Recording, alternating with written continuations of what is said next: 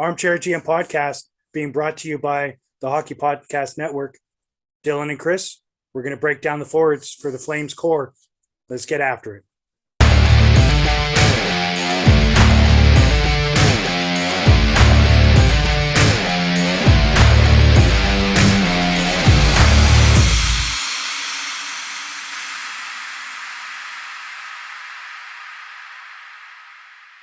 Well, Chris, how do you feel about the forwards we've got this year? It's a much different look. I'm personally pretty excited, but how are you feeling? I'm feeling pretty good about it. Obviously, we lost two guys on our top line. There was a lot of doom and gloom for the Couple weeks. first couple of weeks of free agency. It was not a good feeling. It certainly wasn't. And then Brad pulled off that amazing trade, sending Kachuk elsewhere, bringing in Huberdeau and Uyghur, plus a first that ultimately ended up being part of the Kadri situation. I'm feeling pretty good about our forward core. I'm not going to lie.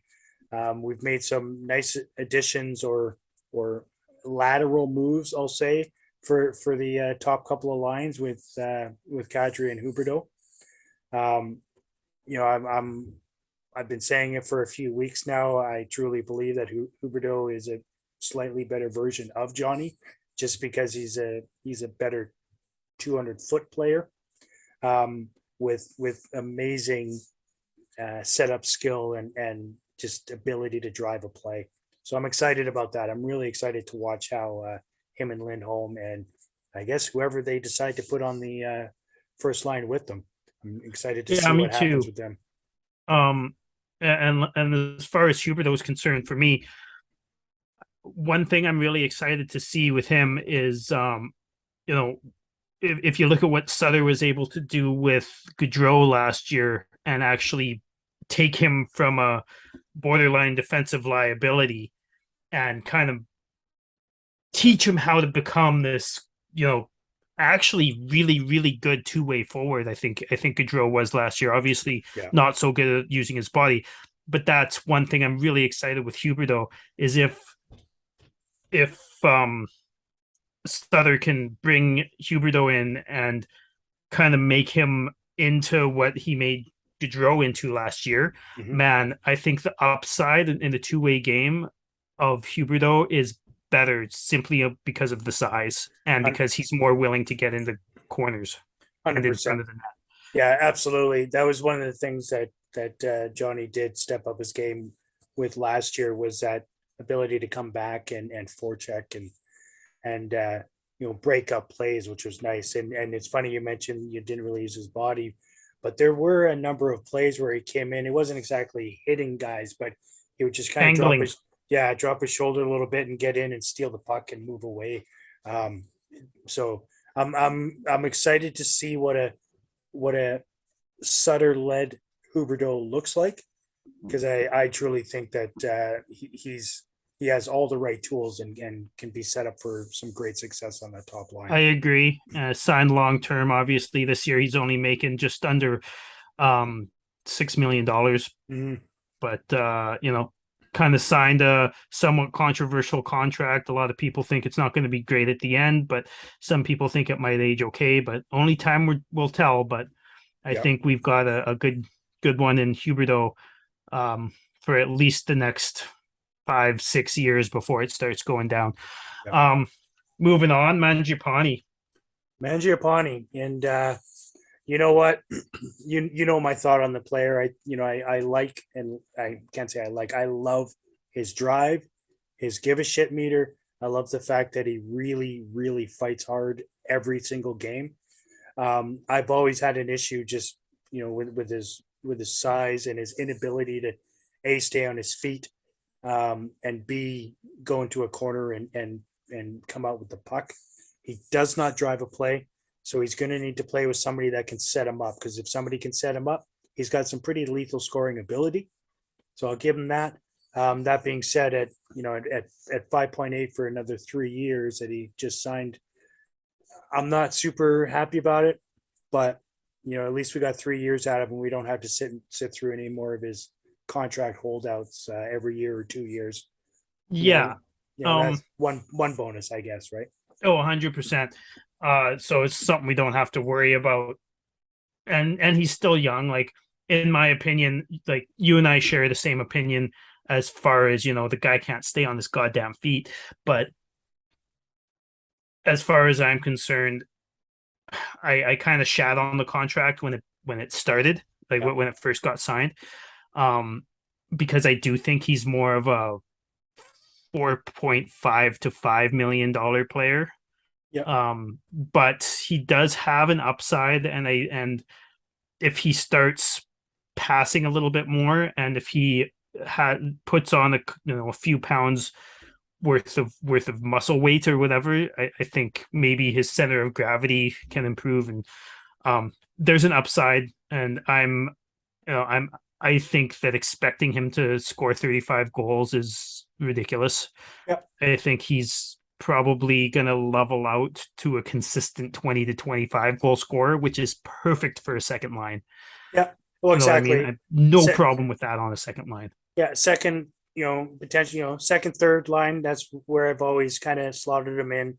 Obviously, he had his career year in goals, which he achieved. I don't know, about 85% of those goals in the first month and a half to 2 months of the season. And then once December hit, pretty much fell off the face of the earth as far as production.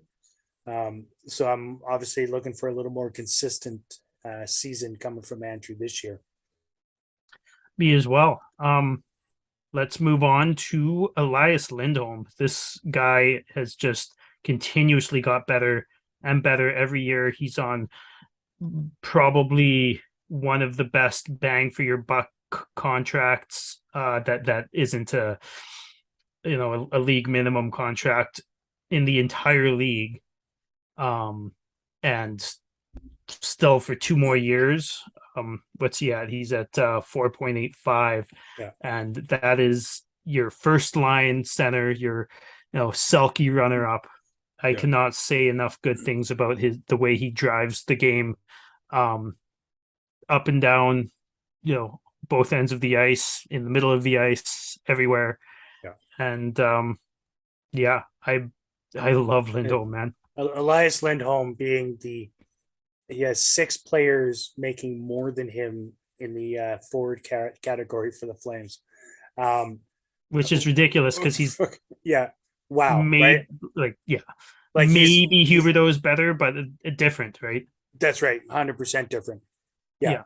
I mean, I'm no slight against Huberdeau at all. I think Huberdeau is a great player, and I'm really excited to watch him. But I mean, Lindholm brings so much to the team. He really does, between his abilities in the forward zone, his abilities in the defensive zone, his abilities on the power play, his abilities on the penalty kill. Like, he's just an all around great player. He is. How he doesn't have a key to the city is beyond me at this stage.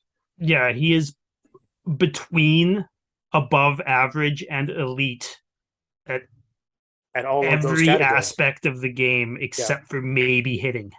Sure. Oh well. I'm right. I mean, he still doesn't shy away from hitting either, though, right? No, he doesn't. So, I mean, he'll play physical. He's just not super great at it, which is fine. He's our number one center. I don't necessarily need him to be the knocking guys over in the boards or behind the net. I don't need that from him, because he brings everything else to the game.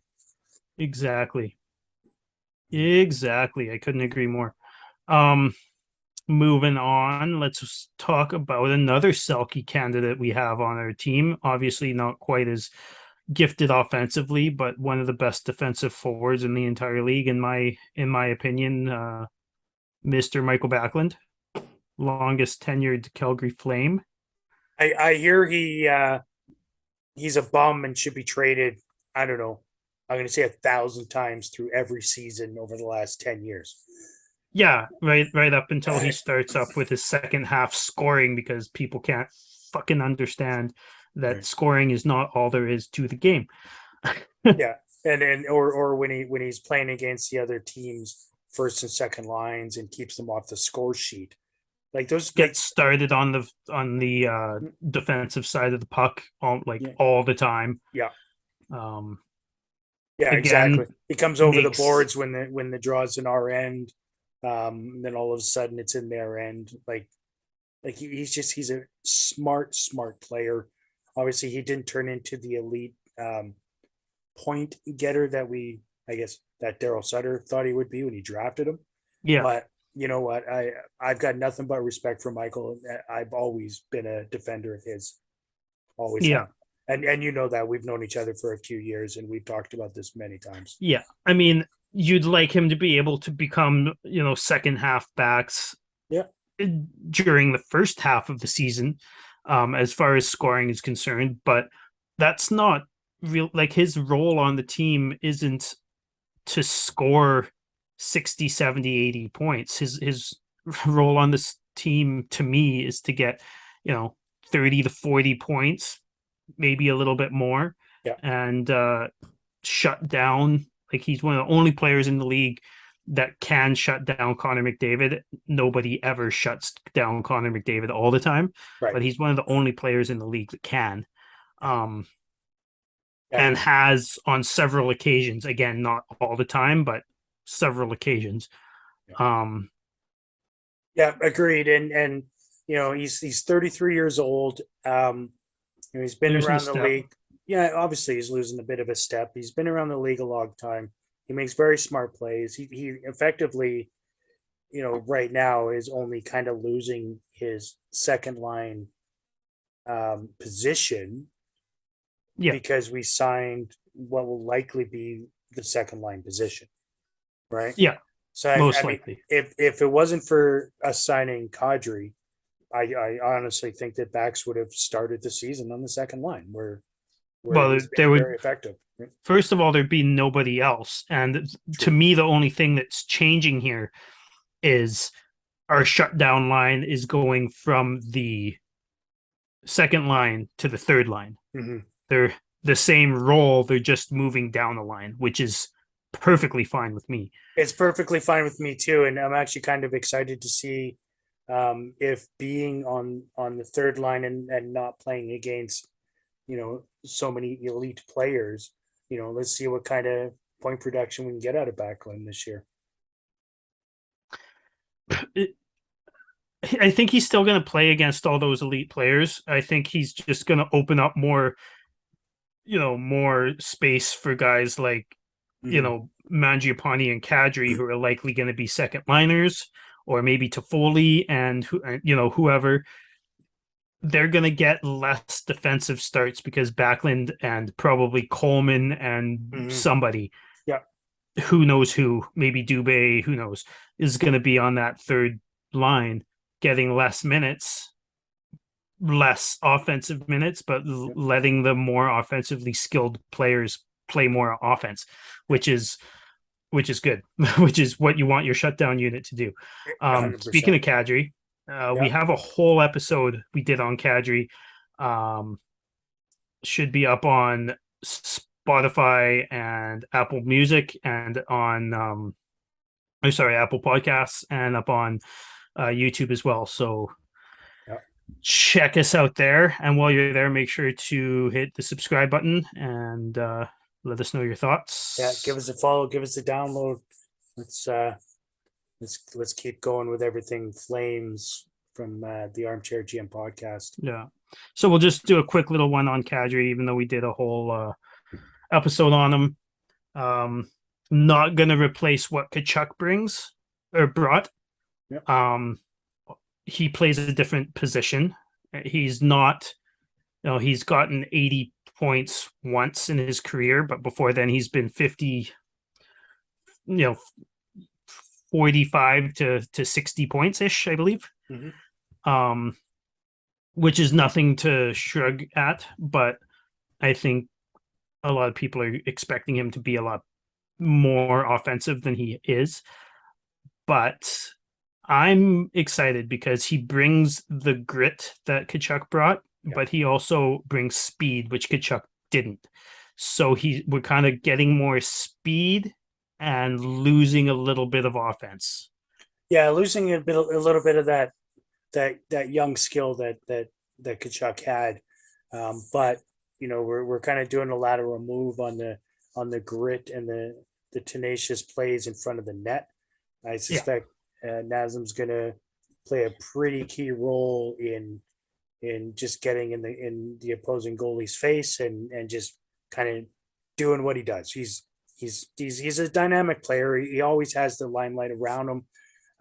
Whether it's because he just got himself into some shit during a game, whether he's calling out teammates or other teams' players. He loves being in the spotlight. And I, what, at first when people were talking about Kadri to Calgary, I was like, hell no, just based on everything I've seen from him in the past. But it's truly one of those situations where you hate him when you play against him. You love him when he's on your team. And I fully expect Nazem to really embrace the Sutter style and really, really have a not necessarily a career year, but I think he's going to be pretty darn close to what he was last year as far as point production. I would be expecting around 60-ish probably from him. Sure. I don't think he's going to be at the low end of what his what his career has been, but I don't think that expecting him to get 20 more than he usually gets is very, it's not out of line, good. I don't think, right? I think he'll be in that bracket, between 60 and 80. I think between 60 and 72.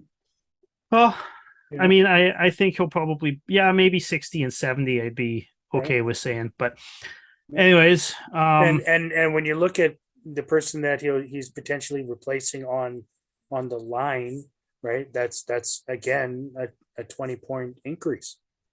Yeah. So it has pretty good potential. I'm excited. It does have good potential. Again, contract's a little bit too long for my liking, but but that's what you gotta do to get people to sign pretty much anywhere. And apparently even more so in Calgary. Yeah. Who should we talk about next? Let's go with let's go to the bottom of the list. Not that he should be called bottom, but let's talk about Trevor Lewis. Trevor Lewis, bottom of the list, my ass. Yeah. He was, in my opinion, one of our best three forwards for the entire playoffs last year. I couldn't agree more. I'm not going to put him above that, but I mean, what more could you ask from the kid? Like, I mean, he's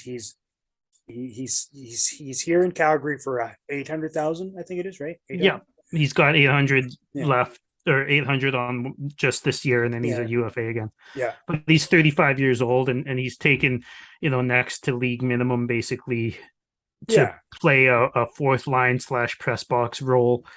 And I think he struggled when he first got here at the beginning of last year, a little bit, and then as the year kind of rolled on, he remembered what a Daryl Sutter system is like. Well, that's right. He had 5 years away from Daryl, right? So so then he had to get acclimatized to, I guess, A, Calgary, and B, Daryl, and I mean, the second half, and we can call him second half Lewis, I guess, right? He can ride the coattails of Backlund on that name. Yeah. And you know what? Honestly, he plays a very similar game to Backlund. He's slower, and he's I guess a couple years older, but he plays a pretty similar game as far as the two-way, well, not even two-way, just defensive prowess. The word I'm looking for. Yeah, absolutely. Like he's going to be almost 36 when the season starts. Yeah. But he's just known as that grinder, right? Yeah. Like his career year for points was 26. So obviously he's not here for getting points. He's here for making the other team's lives miserable. And he did a pretty damn good job of that. I thought he was actually very, very good in that Dallas series. Absolutely. And I thought he was actually, if I rewind a little bit, even before the Dallas series, I think the last couple weeks of the season, he was one of our best forwards for the last couple weeks of the season too. Yeah. Well, he just got into playoff mode, right? Yeah. And that's the veteran, right? He knows that, in mid-April, it's time to get going. It's time to get ready Mhm. to get into that mode, and that's what he did. All right. Let's talk about another guy who had some time away from Daryl, and it definitely showed in Tyler Toffoli. Tyler Toffoli, right? The big acquisition from last year. He came in his first 5 games, was high flying, high action, points on the board, and then plateaued. Not He didn't saying that even that's plateau. he just fell I off. guess he plateaued and then he just like stepped off a cliff and Yeah, failed to show up for the rest of the season. yeah, including playoffs. And Yeah. I mean, obviously, we expect a hell of a lot more from him this year. I sure hope he can find that extra level. I mean, he's 30. I think he's got it in him. I think that was an outlier of a season. You got to remember too, he had just finished he just came off of a Stanley Cup Finals run. Yeah. And imagine being on that team. Imagine being on that Canadiens team where you're go on this magical run and you're in the finals, and then you come in the next year and the team sucks so bad, and your best defenseman's out for the rest of his career, and it's looking like your best, your number one goalie, who's arguably one of the best goalies in the world, is out for the entire, looks like the rest of his career, possibly. Yeah, that's right, because he's not coming back next season either. That so sucks.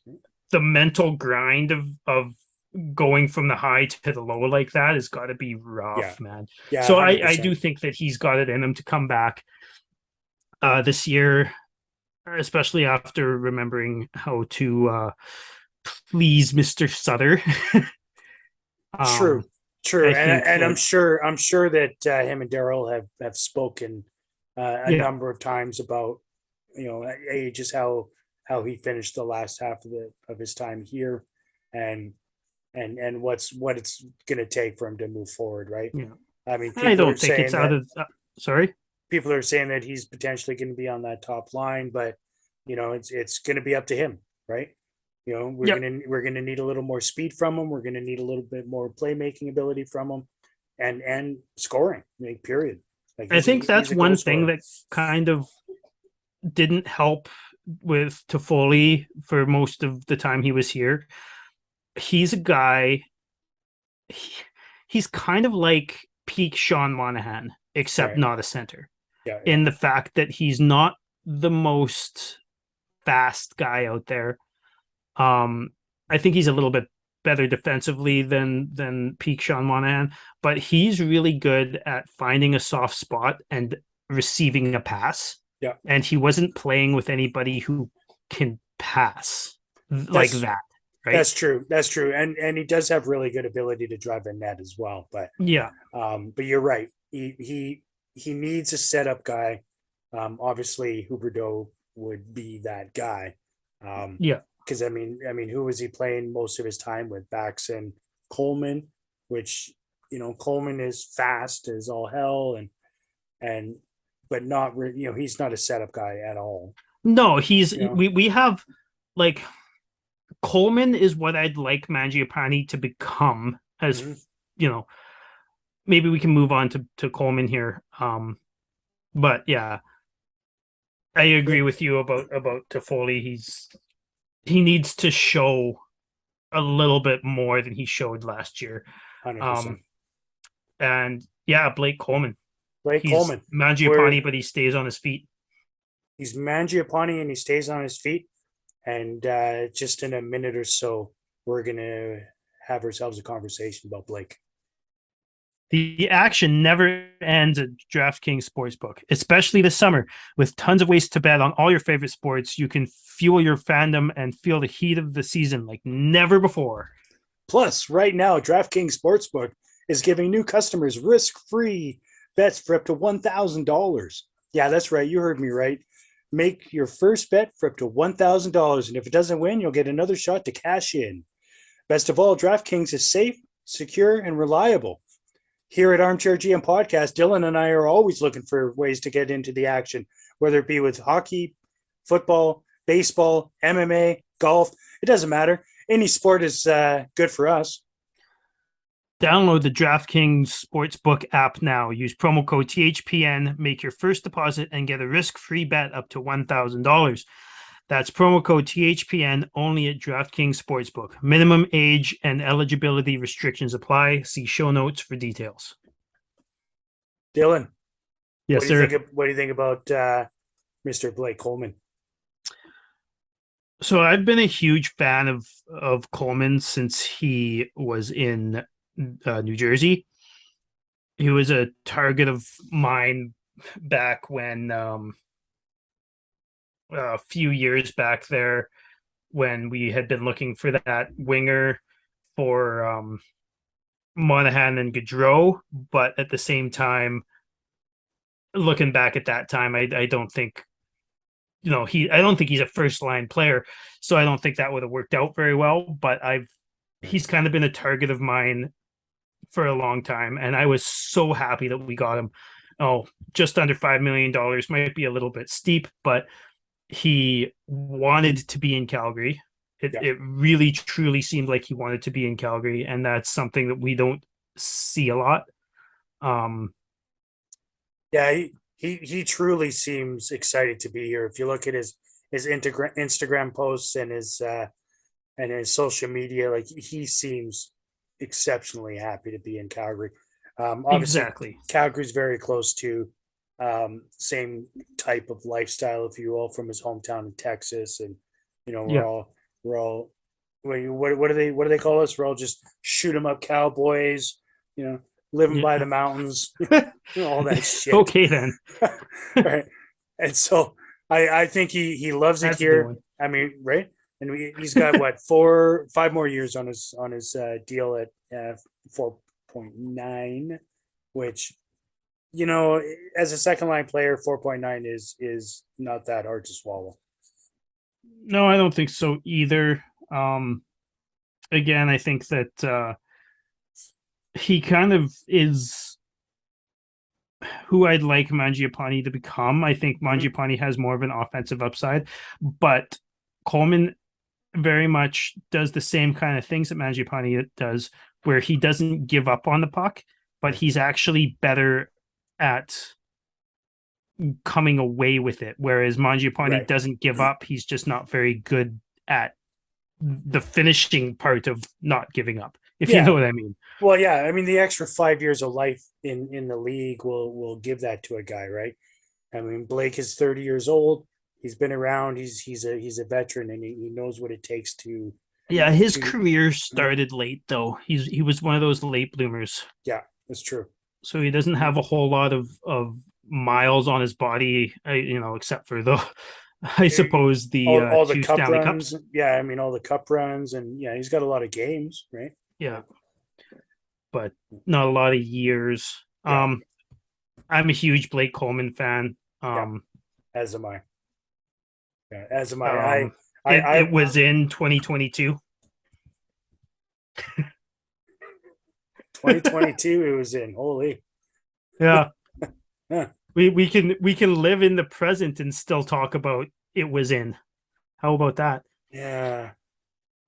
I don't like the fact that we can talk about it twice. I know, right? God damn it.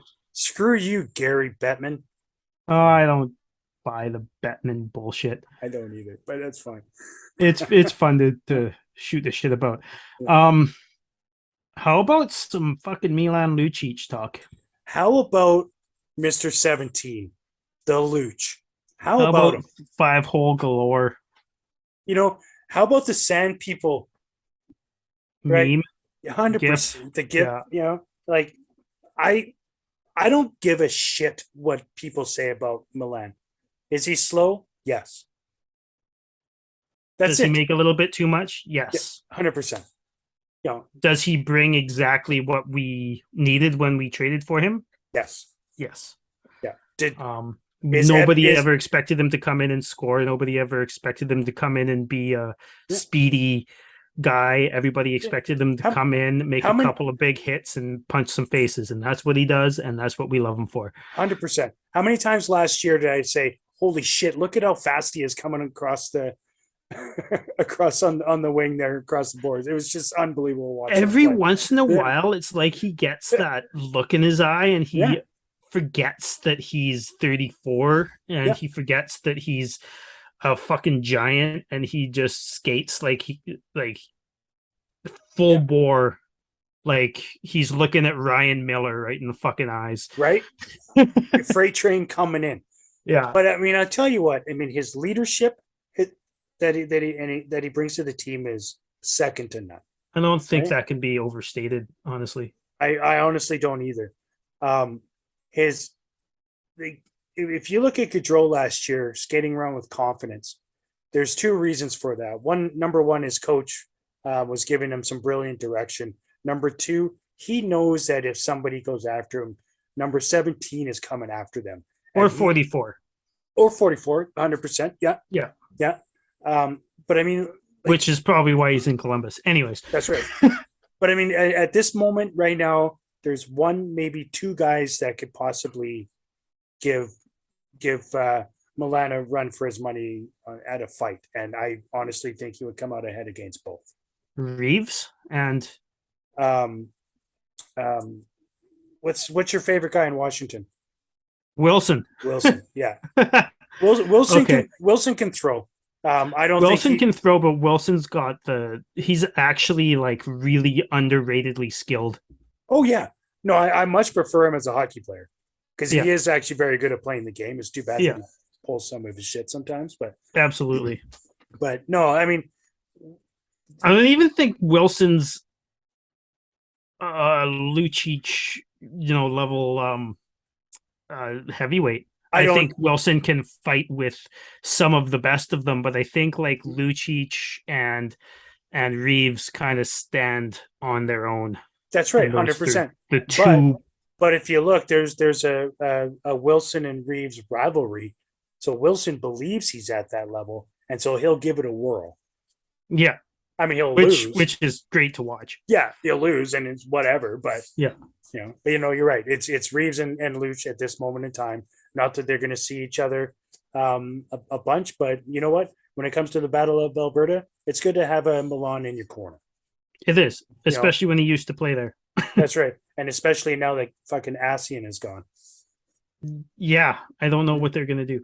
I'm looking forward to it. Other than skate circles around 3/4 of our guys. No, anyways. Don't be silly. Sorry, not sorry. So let's talk a little bit about Mr. Dylan Dube. I was just about to say, I can't believe you waited this long to talk about the player over your right shoulder. Right there? That guy, yeah. That guy. Mr. Third Line. Yeah, I feel like if we don't get a top line winger in the trade, I feel like this is going to be Dylan Dube's season to break out and go, earn more ice time. I'm not going to say he's going to be a first line winger because that's just ridiculous. For Calgary? Yes. Oh, okay. Okay. I don't think he's going anywhere. I don't know. That's I know you don't really like him on the team, but I think he's really not that far off from being at 20. Like he's getting 18 goals last season. Like that's not nothing. I think he's not that far off from being a 25 goal winger, and he's got speed, which we don't have very much of in the lineup anymore. He does have speed. I guess I hear about his amazing speed all the time, but I also see him not being able to catch up to the play very often. But that is one of the big things that I hear about Dylan Dube every single year from many people about his amazing speed. But I find that he can't get back for forecheck, and I find that he's catching up to the play going into the opposing. I think he needs to learn that he needs to use it more than just when he's got the puck. Right. because that's when he's fast. Yeah, he's and fucking. He's lazy. Is what I'm saying. Like if he's not involved in an actual play, he has zero effort in him. I don't know if I agree with that. I mean, I think he's probably not.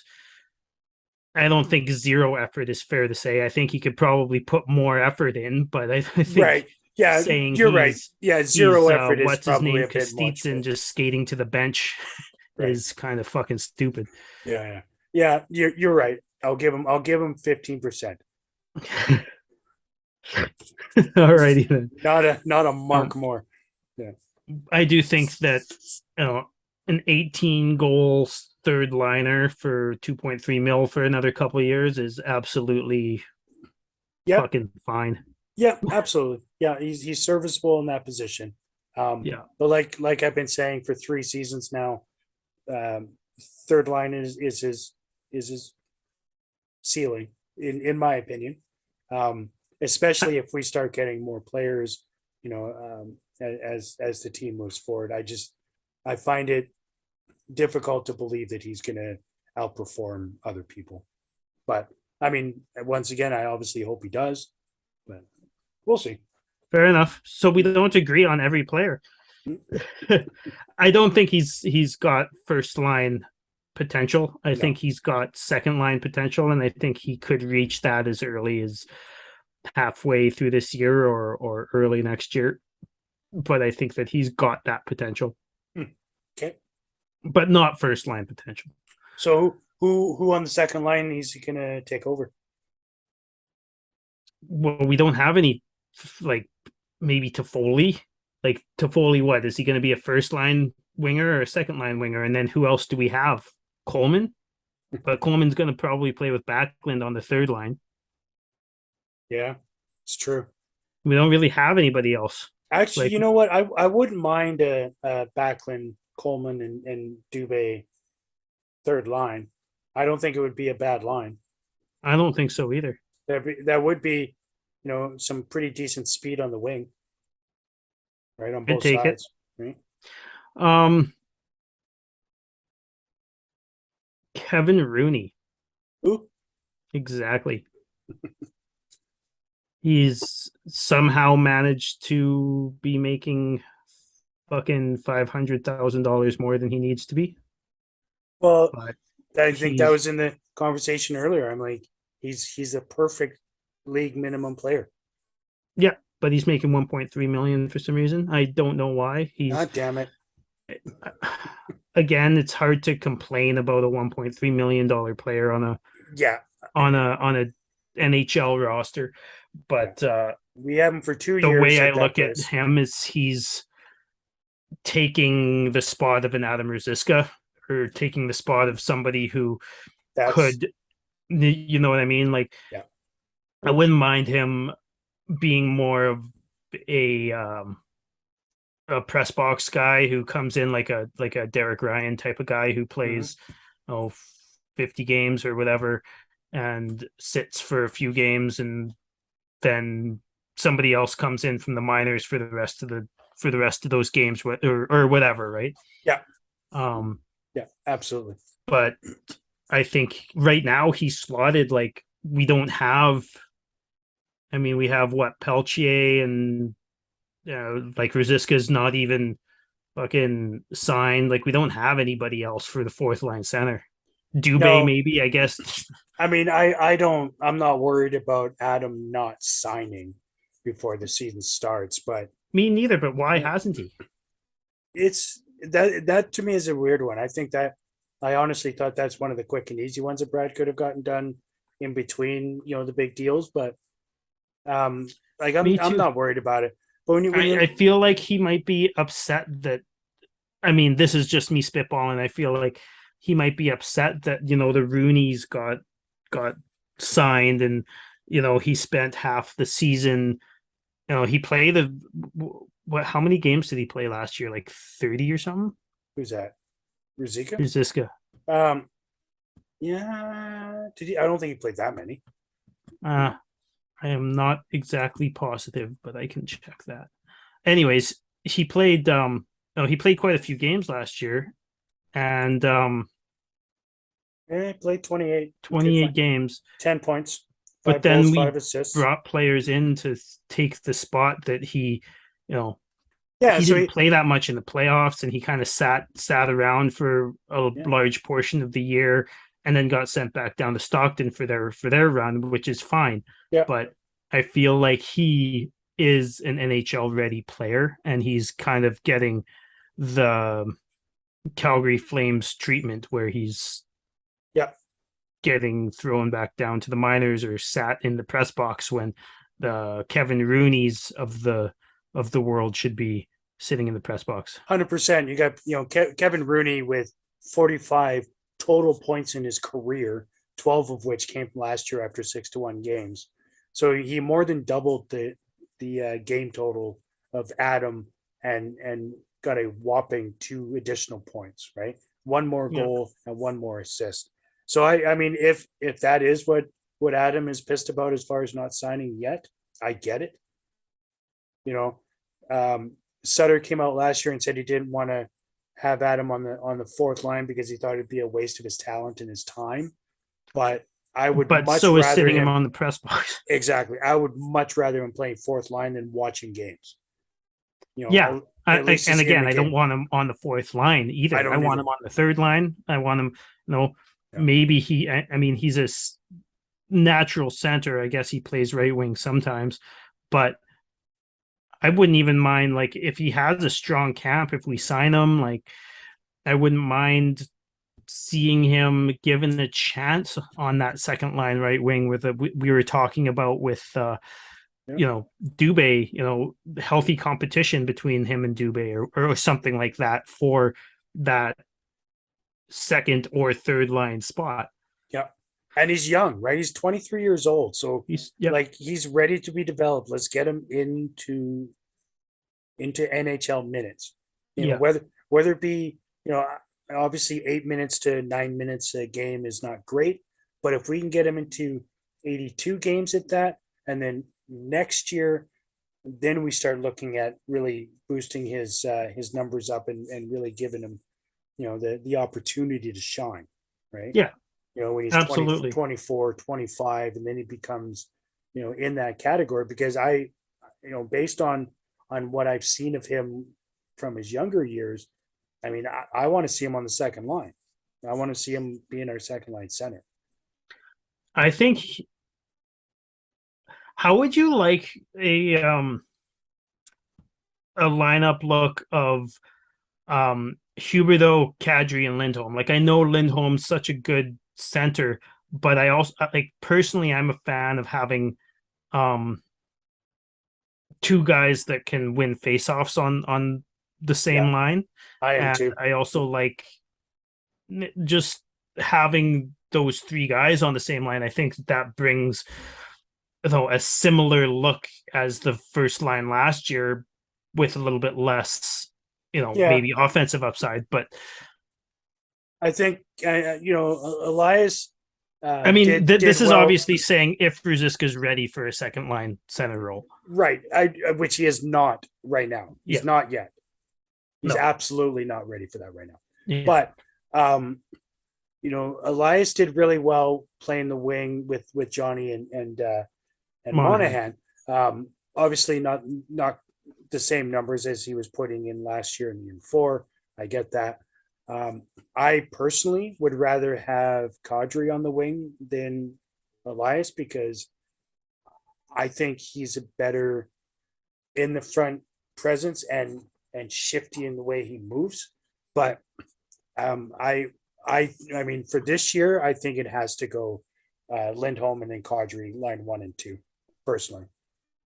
Fair enough. I'm not going to argue it. I'm easy either way as long as the chemistry's there, right? Yeah. Which obviously is going to take. I'd be okay with doing that with Kadri, moving him up if we had a true second. I mean, we could put Backlund back into second and put. But then that ruins the whole depth thing that we were talking about. Totally.